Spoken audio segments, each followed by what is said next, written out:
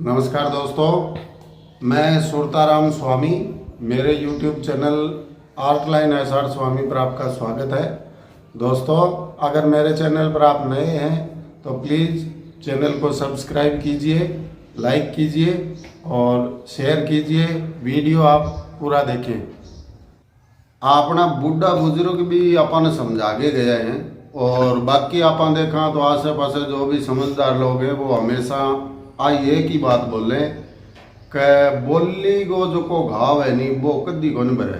और आप पढ़ता भी आया, बोली को घाव कदी को नहीं भरे, चोट को घाव भर सके।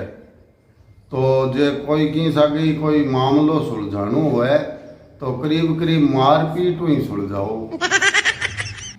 एक बार क्या हो जी, एक कोई पुजारी जी के दस्त लाग गया। पुजारी जी गया डॉक्टर कन, बोले डॉक्टर साहब 2-3 दिन हो गया मेरे बहुत तकड़ा दस्त लाग रहा है। तो डॉक्टर साहब ने 2-4-5 टेबलेटा दे दी, बोले ले टेबलेटा खा लिया तो ठीक हो जी सो। अब जी वो टेबलेट ले गए चालन लग गयो, जद भी याद आई कि आप पच परहेज तो पूछे ही को नहीं। अब वो पाछो डॉक्टर कन गयो, जाके डॉक्टर ने बोले बोल डॉक्टर साहब कोई खाने पीने को कोई पच परहेज है के? जो डॉक्टर सोच के बोलियो जी खाटो खाने को और मीठो खाने को तो कोई पच परहेज को नहीं। हाँ 2-3 दिन शंख थोड़ो धीरे बजाया। शादी किसे कहते हैं? जब आदमी की दिशा उल्टी हो जाए तो उसे शादी कहते हैं। पत्नी उदास बैठी थी तो पति ने पूछा उदास कैसे बैठी हो? उसने कहा नहीं ऐसी तो कोई बड़ी बात नहीं है, पर मैं पिछले कुछ दिनों से सोच रही हूँ कि मेरी कोशिशों में क्या कमी रह गई जो तुम शादी के इतने सालों बाद भी मुस्कुरा रहे हो। पत्नी ने पनीर की सब्जी बनाई। अब उसमें देखा तो ढूंढने से भी पनीर नहीं मिला।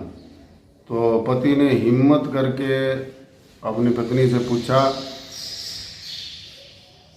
कि भाई ये पनीर की सब्जी बनाई, ये बढ़िया नहीं बनी, इसमें पनीर तो कहीं मिला भी नहीं। तो पत्नी पूरे गुस्से में गरजी, चुपचाप खा लो, सब्जी का नाम ही खोया पनीर है। दांतों की हिफाजत 3 तरीके से की जा सकती है। पहला, अच्छी तरह से दांतों पर ब्रश करें। दूसरा, मीठा खाने के बाद कुल्ला करें।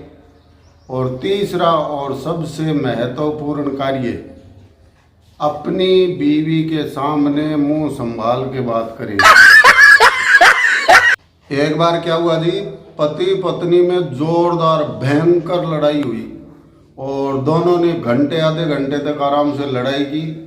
उसके बाद पत्नी बोली बोले मैं मेरे मायके जा रही हूँ। तो पति बोला मैं मंदिर जा रहा हूँ। पत्नी बोली मंदिर जाके किसी भी प्रकार की मन्नत मांगोगे, स्वामिनी बोलोगे, मैं फिर वापस नहीं आऊंगी। तो पति बोला मैं मंदिर ही इसीलिए जा रहा हूँ कि मेरी मन्नत पूरी हो गई। एक किसी बच्चे ने अपनी मम्मी से पूछा मम्मी मैं क्या भगवान की तरह दिखता हूँ? मम्मी बोली नहीं बेटे। तो फिर बोला मम्मी मैं जब भी कहीं जाता हूँ यार दोस्तों के पास तो सारे यही कहते हैं हे भगवान ये फिर आ गया। किसी मुजरिम से वकील ने कहा कि तुमने ऑफिसर की जेब में जलती हुई माचिस क्यों रखी? तो मुजरिम बोला सर ऑफिसर ने मुझसे कहा था कि अगर जमानत करवानी हो तो पहले जेब गरम करो। एक बार किसी टीचर ने विद्यार्थी से पूछा, बोर्ड पे लिखा उन्होंने और पूछा पैसे और अक्ल, ये 2 चीजें लिखकर उसने पूछा कि पैसे और अक्ल इन दोनों में से कौन सी चीज चुनोगे? तो बच्चा बोला मैडम मैं तो पैसे चुनूंगा। तो मैडम ने कहा नहीं गलत है, मैं अक्ल चुनूंगी। तो विद्यार्थी बोला आप सही है मैडम, जिसके पास जिस चीज की कमी होगी वही तो चुनेगा।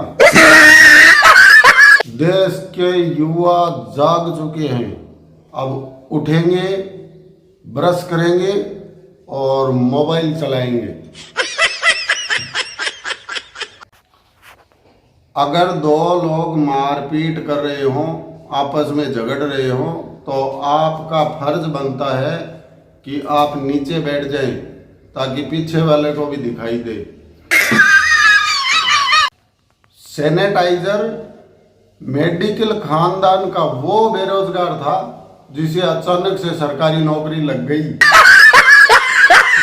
टीचर ने बच्चे से पूछा कि छिपकली किसे कहते हैं, तो बच्चे ने जवाब दिया, मैडम छिपकली वो गरीब मगरमच्छ है जिसे बॉर्नविटा न मिलने की वजह से कुपोषण का शिकार हो गया। एक लड़की ने एक लड़के से पूछा कि तुमने आज कितने मच्छर मारे, तो लड़का बोला मैंने 5 मच्छर मारे, जिनमें 3 फीमेल थे और 2 मेल थे। बोलिए कैसे पता चला? बोले 3 मैंने आईने के सामने से मारे और 2 बियर की बोतल पर बैठे थे। टीचर ने अपने विद्यार्थी से पूछा कि लड़कियां पराया धन होती है, एक न एक दिन उन्हें दूसरे घर जाना ही पड़ता है, तो लड़के क्या होते हैं? तो उसने हाथ खड़ा करके खड़ा हुआ और बोला, मैडम लड़के हैं वो चोर होते हैं। तो टीचर ने फिर बोली कि लड़के चोर कैसे होते हैं? बोले हो चोर इसलिए होते हैं कि चोरों की नज़र हमेशा पराये धन पर ही होती। एक बार क्या हो जी, एक कोई मोटे ही धनी आदमी के घरे एक नौकर रहा करतो, तो भी नौकर की एक कमी होया करती कि वो नौकर कोई भी काम बोलतो तो वो भाज गए सी आतो और आगे इतनी जोर जोर से आवाज़ देतो, सेठ जी फलाणु कामी हो गया और सेठ जी फलाणु कामी हो गया। तो एक बार क्या है, सेठ जी का कोई रिश्तेदार आएगा, तो वहाँ भी ने समझायो कि भाई इन्हें थोड़ो गुणों की अक्ल दियो इन्हें। वो इतनी जोर में आगे या भी कौन देखा कि कौन आदमी बैठे है कौन नहीं बैठे है, और आगे वो इतनी जोर जोर में बोल जाए, तो इन थोड़ो समझाओ। तो बने भी आपका नौकर ने कहो कि यार कोई भी काम बोले तो आगे थोड़ी सी फ्याउस में बैठे करे करे, सुस्ताई करे करे, और बिंगा बाद तू आ कहे करे के भाई फलाणु काम है।